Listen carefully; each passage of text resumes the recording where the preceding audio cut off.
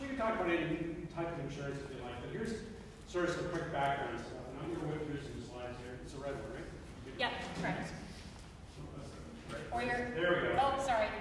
The arrow on the right is the one you want. I'll get you loaded again. Thanks.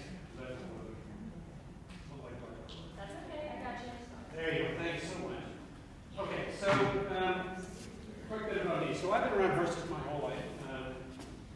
Started riding as a kid, like so many kids do, taking lessons and doing that sort of thing. And eventually I got into the business of horse insurance in 1993. So I've been doing this a very long time. What'd you do? What'd you do? Oh, I don't know. Press the right arrow when you need to move. Hold on, one sec. I'll get you loaded again. Thanks. I should put my glasses on. Okay, now right arrow only. Oh, right. Oh. There you go.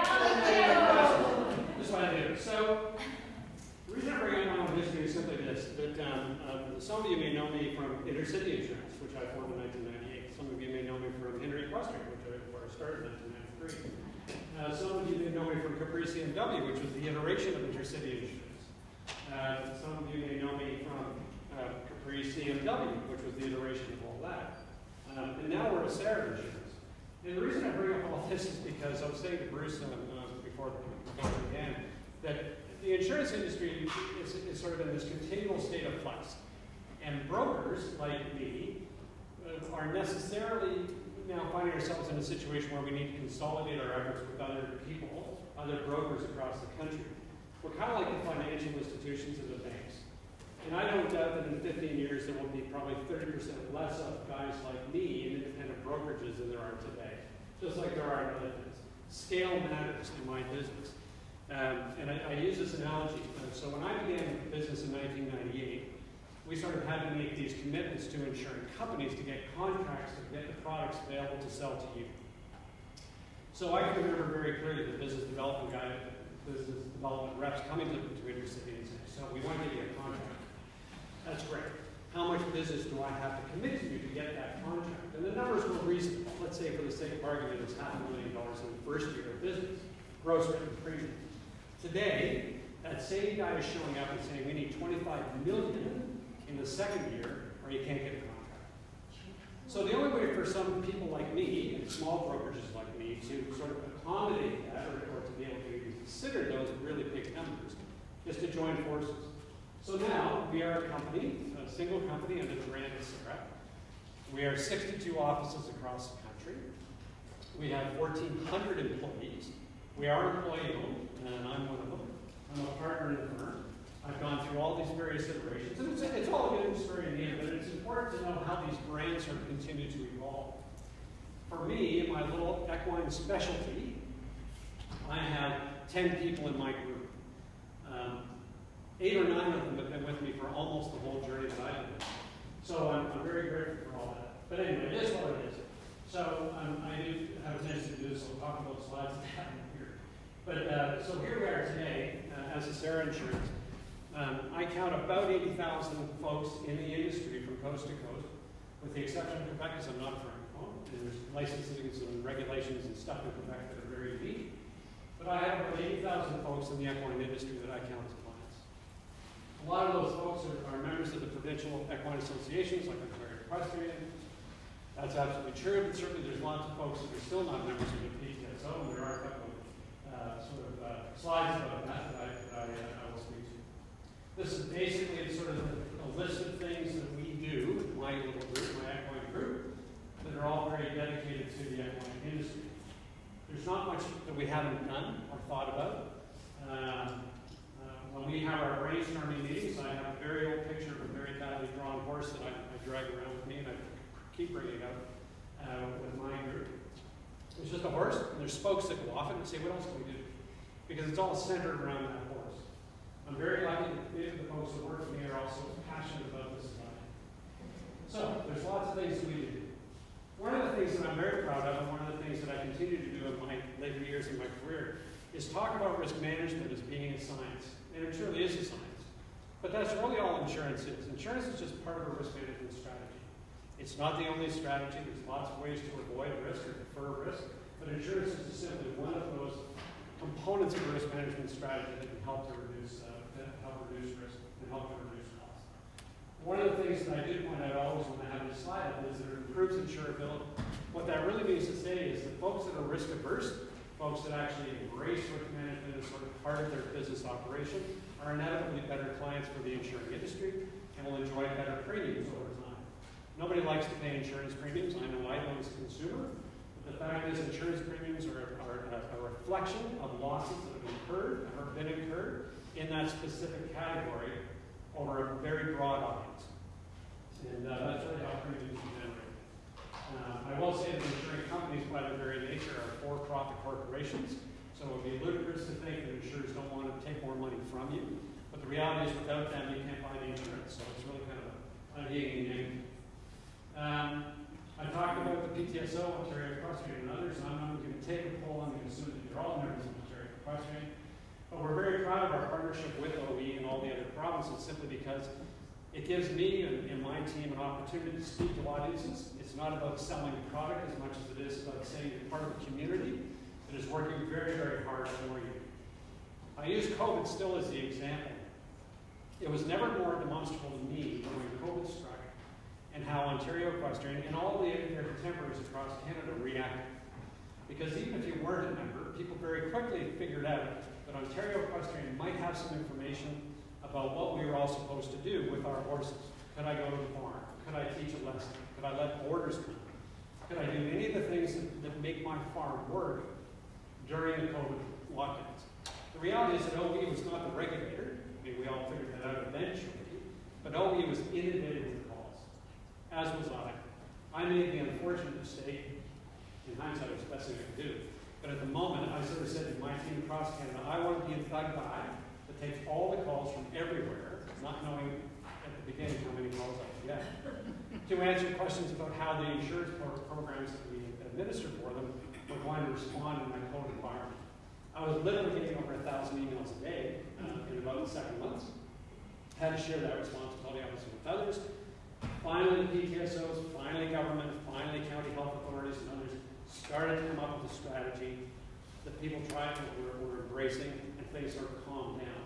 But we all know it was a very difficult time. OE was doing all the advocacy work for us collectively as a group. Whether you were a member or not was not relevant. But the fact is they are the voice for the Ontario equine community.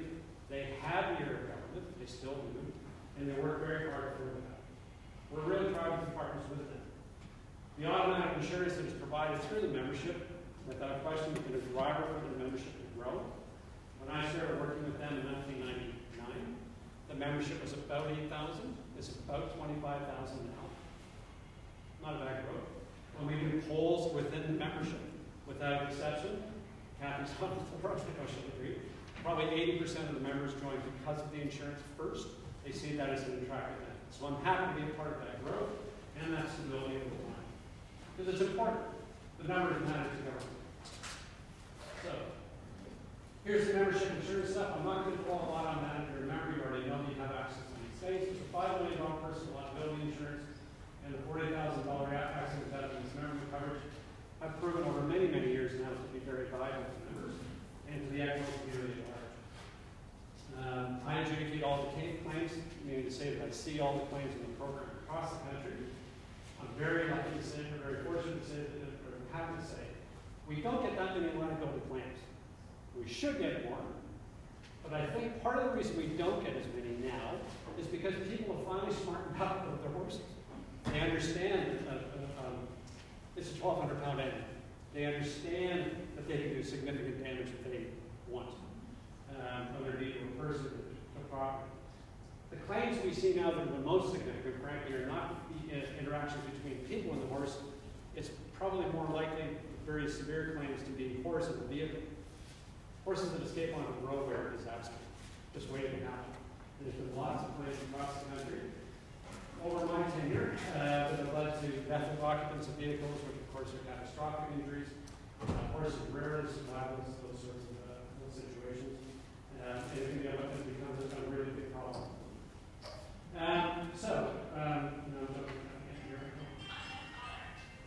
The accident death and dismemberment policy has also proven to be of significant value to those that do suffer catastrophic injury or in fact dies as a result of participating in the activity.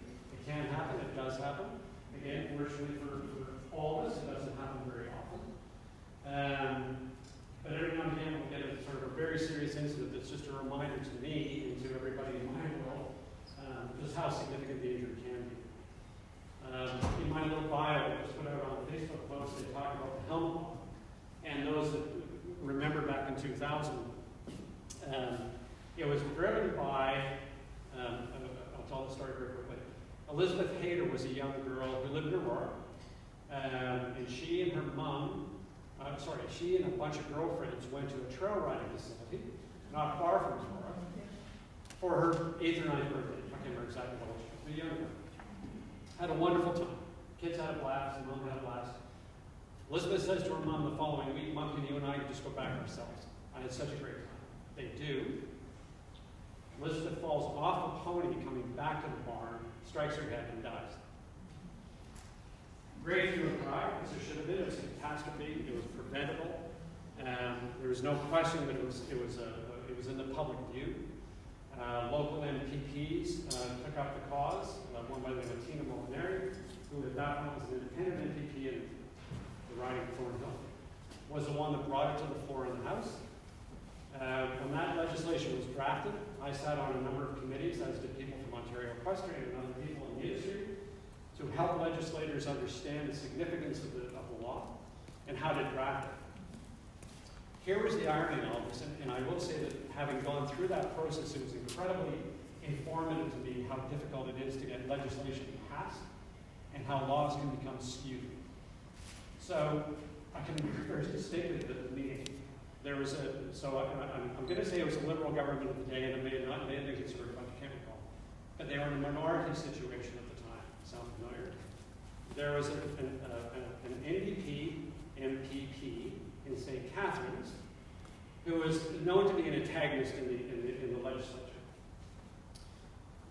When the helmet law was introduced, it said everybody under the age of 16 also. Pony ride operators got very agitated, particularly a guy in St. Catharines who operated a carousel pony ride, local fairs and so forth. And he said it's impractical, I'll go out of business, it'll be a disaster. He went to this NDP, his local NDP, and screamed and yelled. The NDP then came to the committees and said, we're going to have to modify this. We don't want it to be ponies when they're on a carousel. It's an impractical solution. If you don't make that change in the legislation, I will not vote in favor of a piece of health legislation that had nothing to do with any of this. So the legislature had to agree. When the legislation was actually drafted, the actual wording of the thing, it actually exempts ponies. Also. Not pony rides, not ponies on a carousel, it exempts ponies. Not why I don't know. I'm glad it's not why I don't know.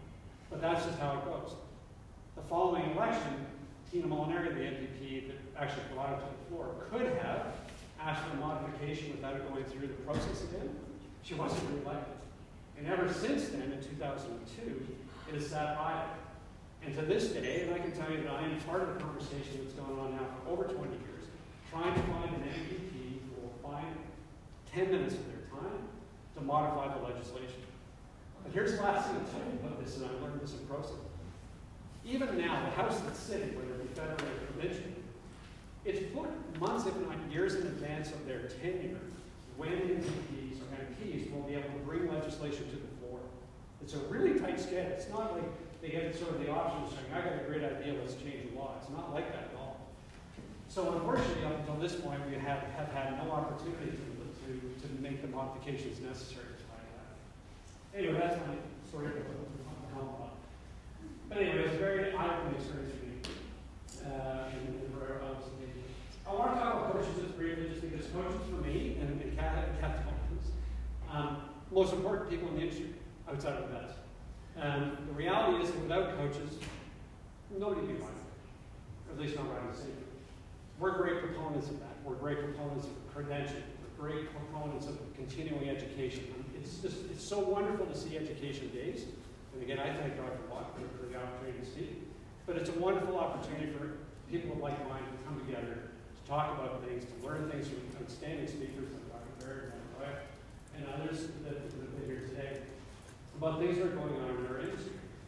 The coaching part of this is becoming increasingly important to me as a risk manager, as a guy that is writing wordings all the time and reviewing wordings and looking at claims across the entire industry and seeing what else we need to do to help coaches become better risk managers in the environments that I'm trying to ensure.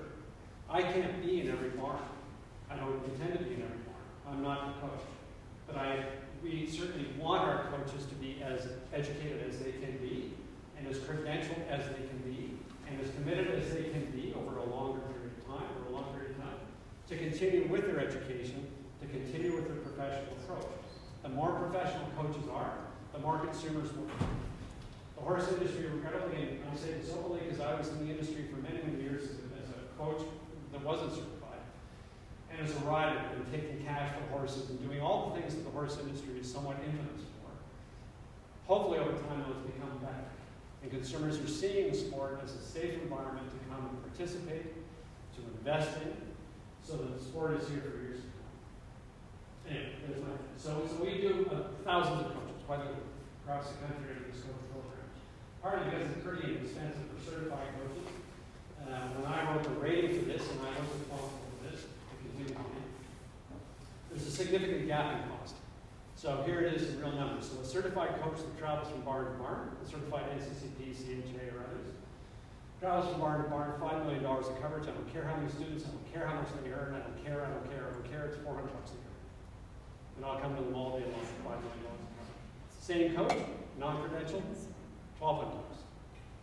Doesn't sound like a huge spread in real numbers. I promise you it is. So that's how it's one of the only ways that I, as an underwriter, can sort of impress upon the coaching community the significance of it.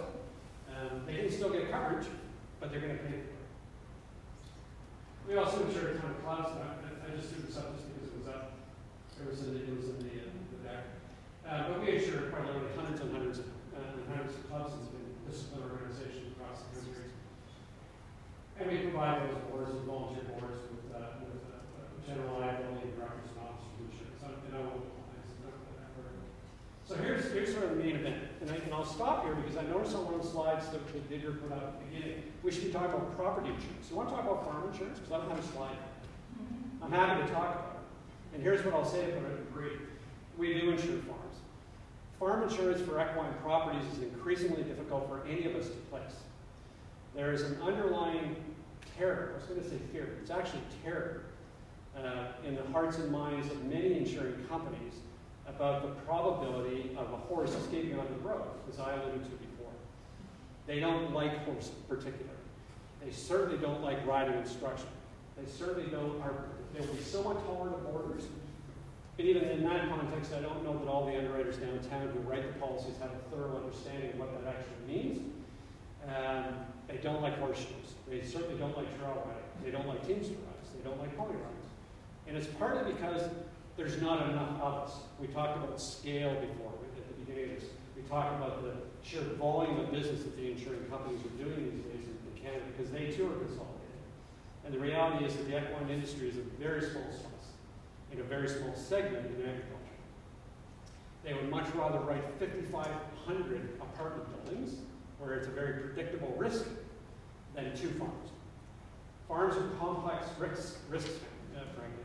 When we visit farms as brokers or inspectors from insurance companies, if you've ever been through it, you know it's a litany of things that we're asking for. We want to know a whole bunch of stuff about the barns, about how you maintain it, the wiring, the plumbing, proximity to fire service, and all those other things.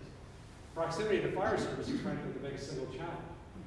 In southern Ontario, we're very fortunate. We have great volunteer fire services in most jurisdictions. But the farther away you get from the urban center, the fewer or the more sparse these volunteer fire departments are. And anybody who's been through a fire will know, particularly in an agricultural building like a barn, the farm spreads pretty darn quickly. I mean, they often say that by the time you see the smoke, it's probably over. I've been in fire situations on farms. I've helped clients after the fact, obviously in many circumstances. It's a horrible situation, Volunteer fire service, even from the time you phone 911, if it's like 15 minutes, it's too long. It's too long. And they show up with a tanker full of water. It's not a fire hydrant. And they've got tanker shuttle services, and they've got another truck coming, and another truck coming, and another truck coming, but the reality is there's not enough water. They can't. Those old bank barns that I love from an architectural standpoint are just horribly combustible, and especially if they're full of iron, full of hay. Right? So, anyway, I don't want to dwell on that. People, I mean, we get challenged all the time, obviously, when we're renewing insurance or quoting insurance for farm property, why the premiums are so high. That's the number one reason. Right? Fire is just unfortunately too likely, and if it does happen, it's going to be a total loss. I've never heard of a barn that was a partial loss. I will say, though, in my portfolio, the most significant losses that I've suffered, frankly, are the dwellings. It's not the barns. You know, we're now building pretty significant houses on pretty significant properties. If it's $1 million house, $1 million insurable value, that's a $2.5 million loss if it's total. It's the building, it's the contents, it's the living expense that the client has to endure while the building is being rebuilt. It's a $2.5 million hit. It's the same fire proximity or fire risk as the barn, and it's significant. And it's rarely because of negligence. It's, you know, the toaster, that was the last one I had. Literally, a toaster short-circuited. It burnt the house down. And, you know, it's a total disaster. Anyway, so that's what I'll say about property insurance. Is it going to stabilize? No. Is it going to get worse? Yep. Best thing you can do is take a higher deductible and be extraordinarily diligent about your fire protection. Fire extinguishers. Train your boarders how to deal with it if they're on site. Have an emergency plaque in the barn telling people where to phone, who to phone, what to do. Have the fire service come out. Kathy, have you ever had the fire service come out? I thought you did many years ago. Yes, I did. Yeah. So the theory is, you phone a local fire captain, find out where the fire service is. And by the way, the municipal office that you pay your taxes to is the only person that will tell you exactly which fire service is the first responder. Don't assume if the fire service is across the street that that's the first responder, because it may not be. It might be a county line. But if you find out who that fire service is, and you can find out a phone number to the local station, in my experience, I've never had a captain say no to the following ask. Can you bring the guys out on a Saturday afternoon in the middle of July, get all the volunteers to come, sirens going, full gear, I'm going to have all my boarders here, we're going to do a mock drill. They then know your farm, they know how to get in and out of your barn, they know where the halters are kept, where the shanks are kept, how to get the horses out, and where to put them if they can get them out before the barn goes up. They know where the fire, if there's a pond, they know they may have access part of the year to bring the equipment. All of that in an environment that everybody participates. Huge value. It's an education piece for the fire service, but now you've got some added protection because they know your place. Can you imagine how disastrous it is? The fire service gets called at 3 o'clock in the morning. It's invariably at night. It's pitch dark. They show up at site. There's 4 horses inside. They don't know the property. They don't know the paddocks. Dogs are running around. People are flying around. It's chaos. How can they possibly help you? At least they can't help you as effectively than if they did notify. So, just words and words. So, horse mortality insurance. Let's talk about that. I actually had to look this up, but who knew? It's about almost 200 years old, but horse insurance sort of became a thing. And as is the case with all insurance, it started in London, or in England. And horses were considered cattle at the time. It was actually, I read a couple of policies from that time. And where they considered equines as being part of that genre in terms of livestock. And the biggest peril they faced, frankly, was theft. Because there was wrestlers and all the rest of it. And of course, when horses got sort of into the mix, as somebody alluded to before, I think Dr. Bear saying that these are animals of work. These were very valuable assets. So to lose a horse went to be a very, very significant thing to a farm. So they became insurable assets. In the 70s, we fast forward a whole bunch of years, it comes to North America. Insurers here start recognizing that not just bloodstock, not just the thoroughbreds and racehorses and so forth, the sport horse. All of a sudden, sport horses started to take on some value, and people were starting to treat them very much like members of the family, which we all do. And now investments are starting to get big, and they're getting lots of inquiries from consumers through their brokers saying, we want to insure this animal for death as a main, there's going to be a significant financial impact to me if I lose it. So, insurers are smart people, they could probably figure that out. So they did, and then perils started to expand. It wasn't just theft. Then it was under legislation, fire had to be included in the policy. So now we're covering fire and theft. Then it was fire, lightning, theft, and transport. Then it was fire, lightning, theft, transport, and attack by wild dogs, or wild animals. And it was sort of expanded from that. And that's how these main peril policies sort of formed. Eventually, the policy became broad enough in scope that they started taking on sickness, so colic being the number one thing. Insurers started to embrace that as a cause of death that they were prepared to insure. So, motion was of London, it moves across the globe. Some insurers embrace it. We're very lucky in our case.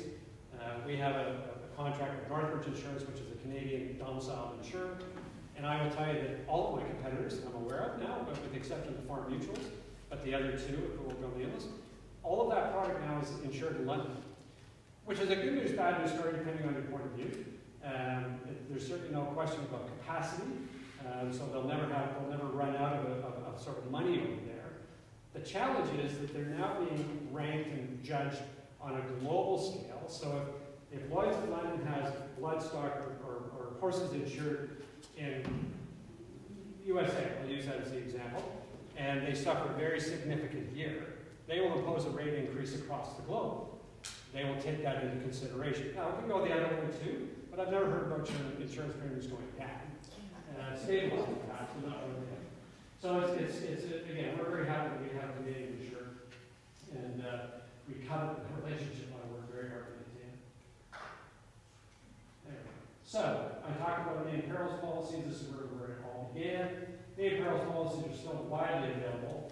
Farm insurers, the farm mutuals and so forth, in Ontario particularly, they all, I would say all, offer a named perils type of mortality policy. These are the perils that are typically in those policies. In some circumstances, they will extend the policy by special endorsement to include colic. Some will show entrapment. Some will show drowning. I've got drowning up there. But the big ones obviously are fire, impact of the vehicle. Government order is in some policies, it's certainly in ours. Again, what we don't want is a client to suffer the consequence of having to euthanize their animal by virtue of government order and not having it covered. In general terms, named perils policies cover death arising from external causes.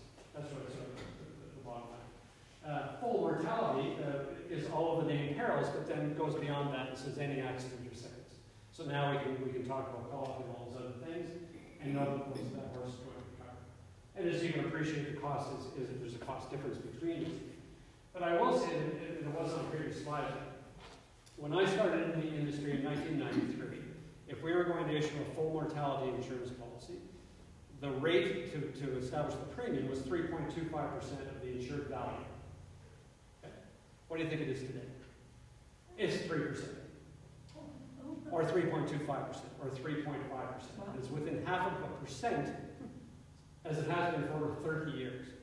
And I would hazard to guess that there's not an insurance premium on any class of insurance anywhere on the planet that has been flat. So it's just one of those things. The only sort of rationale that I can come up with is that the herd size that is insured, not insurable, but insured, has been relatively flat too in Canada. There's been some studies done, and who knows what's accurate anymore, I don't know. I know MAPRA's tried to do studies not that long ago. Ontario Equestrian's tried to do surveys before. EC's done a survey last year, which was, unfortunately, it didn't work. The last really known comprehensive study was 2010, where that researcher suggested that the herd size in Canada was about 1 million animals. Fast forward to what EC published in 2024, they suggested that the total herd in Canada was around 650,000. I think accuracy somewhere in the middle of that is probably where we're at. I don't think it's gone all that far south, and I don't know that the study done in 2010 was completely accurate. So in my very unscientific mind, I'm assuming that the herd size is 750,000 animals in the country. Not all of those are insurable from my perspective. Lots of horses are purpose-bred for all manner of things that don't insure. But nonetheless, in my estimation, it's a relatively flat number. What's important here, really, the purpose of this slide is that from an insurer's perspective, I don't really care how healthy or sound the horse is for a named perils policy to be put in place. I'm not sort of judging sickness or age. I'm really evaluating the possibility of it dying as a result of some external cause that are listed in the policy. It's very specific. So if the horse does die from some other cause, including natural cause, under a named perils policy, I'm not coming to the party. There's no reason. So the costs are quite low. And we've got lots of horses I'm quite confident insured that are very aged and not necessarily sound, might be on pasture sound with their companions or pets in some way. Full mortality is very different. We underwrite it much more diligently. Because we're insuring sickness, we very often need to engage the services of professionals like Dr. Watt to help us understand the internal health of the animal, at least in a very simplistic way. It's not like a pre-purchase exam, as Dr. Watt would know. It's superficial, but we want to know whether or not there's any health information that we should be aware of to establish a premium or at least to determine acceptance. Age is certainly a factor as well. There's no market that I'm aware of anywhere in the world that will provide a full mortality policy beyond the age of 20. It was 17 as sort of the ceiling forever, but we've all sort of gone to 20 now just because the science is getting so much better. We're keeping horses much healthier, much longer, and so insurers are saying, fine, we may charge more for that aged horse, or that mature horse, I should say, but we'll still provide that comprehensive cover. And the reality is that in sport, and I wish a lot of these horses had been around when I was competing, because invariably we were getting horses off the track and trying to make them into something else. Where now we see lots of schoolmasters that are teaching young riders very safe things in the ring and safe lessons and so on, that are doing a great job. So once we have a horse insured for full mortality, then we can offer major medical and surgical extensions that are available in the marketplace. We don't issue major medical and surgical policies as standalone documents. We can't do it.